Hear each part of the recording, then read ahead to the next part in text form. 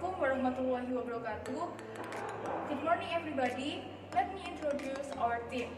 My name is Desita Ramadona Putri, study number 3, and my partner is Julita Sindu Tifani, study number 23. We will present about the final project, and the title is First Slide, Utilization of Rice Husk Waste as Pb Heavy Metal Adsorbent, written by Okky Nugroho. Second slide, term used in the title. Rice husk waste is hard layer which includes caryopsis, which consists of two leaf forms, namely petal husks and crown husks were in the rice milling process. The husk will separate from the rice grains and become residual material or milling waste. Adsorbent is a solid substance that has force that absorb adsorption and release adsorption contain components from a fluid phase. Heavy metal is a group of metal elements that have a specific gravity of 5 grams per centimeter cubic. Lead is one of the group 4A elements, which is bluish-gray metallic element and has a high density.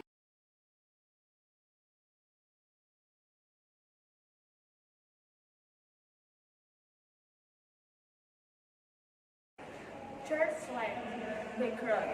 The waste sample used come from the Brantas River in Mojokerto, since it is close to a number of factories that pollute the river with heavy metal lead.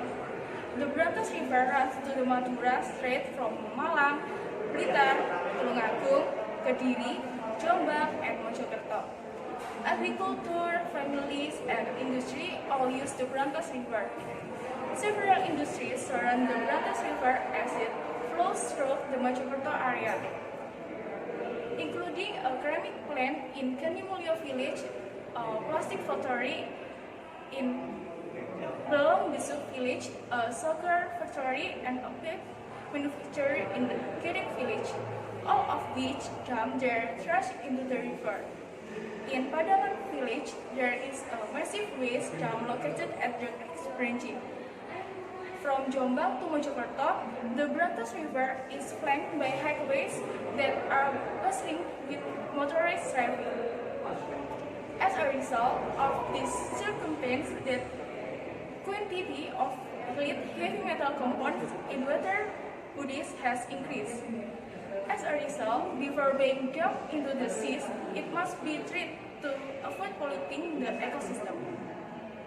Second, since there are many adsorption application technologies have been developed recently, adsorption is used to reduce heavy metal content in this study. The reduction of heavy metals can be accomplished in a variety of ways, one of which is adsorption. Many adsorption application technologies are now being researched, including the use of byproducts like rice husk to lower heavy metal and water content adsorption. Third, rice husk can be used as adsorbent because cellulose and hemicellulose have achieved enough potential for use as absorbed rice output in Indonesia. Hydroxide claimed from 17.398 tons in 2015 to 79.355 tons in 2016 and 81.382 tons in 2017.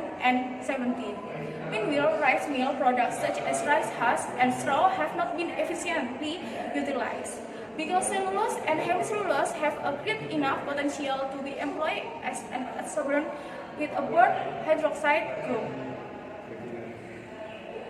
Rice husk can be used as an adsorbent.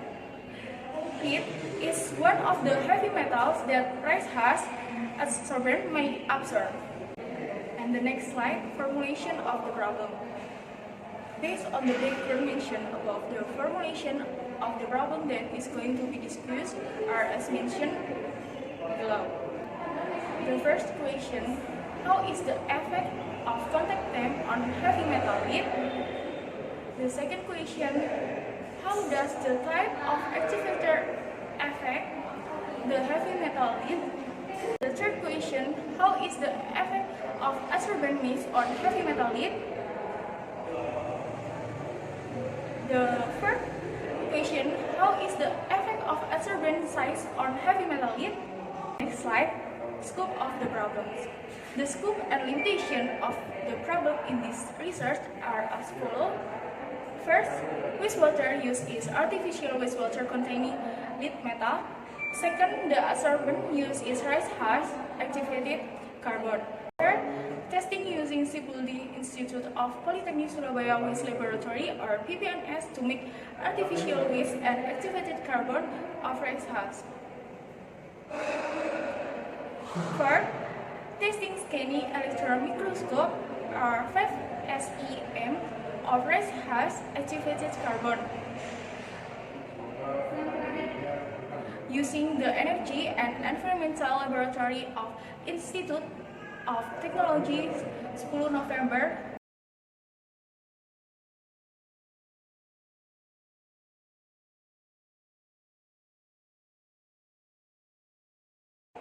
Next slide, research methodology. First, making activated carbon from the rice husk. A. Rice husks are washed using distilled water to remove dirt that sticks to the rice husk. B. Washed rice husks are dried in the sun or put in an oven at 150 degrees Celsius. C. The dried rice husks were put into the furnace at 400 degrees Celsius for 2 hours. The second, chemical activation of carbon using zinc chloride. A. Zinc chloride solution with a concentration of 10% was prepared and activated carbon that had been sieved using a sieve. B. Activated carbon that has been sieved using several sizes is immersed in a 10% zinc chloride solution for 1 day. C. Activated carbon is filtered and washed until clean, marked with a neutral washing solution. D. To wash carbon is put into a porcelain cup and heated in a furnace at a temperature of 500 degrees Celsius for about 2 hours. E. Make size adjustment using 70 mesh, 80 mesh, and 90 mesh size. The third, chemical activation of carbon using hydrochloric acid. A. Hydrochloric acid solution with a concentration of 10% was prepared with sieve activated carbon. B.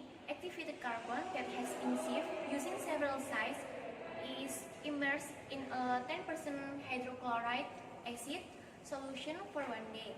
C. Activated carbon is filtered and washed using aqua dash until clean, marked with a neutral washing solution.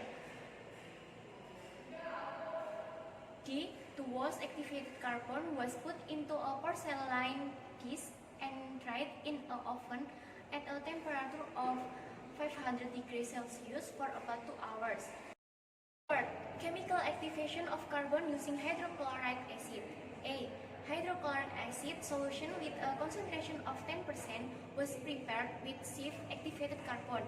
B. Activated carbon that has been sieved using several sizes is immersed in a 10% hydrochloric acid solution for 1 day. C. Activated carbon is filtered and washed using aqua dash until clean, marked with a neutral washing solution. D. To wash activated carbon was put into a porcelain dish and dried in an oven at a temperature of 500 degrees Celsius for about 2 hours. E. Make size adjustment using 70 mesh, 80 mesh, and 90 mesh. The fourth, preparation of lead solution. A. Prepare 1 liter of distilled water and lead nitrate. B.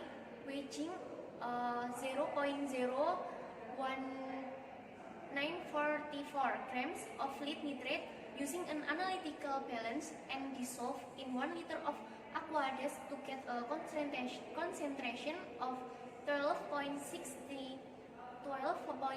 ppm. lead solution. The fifth adsorption test. A.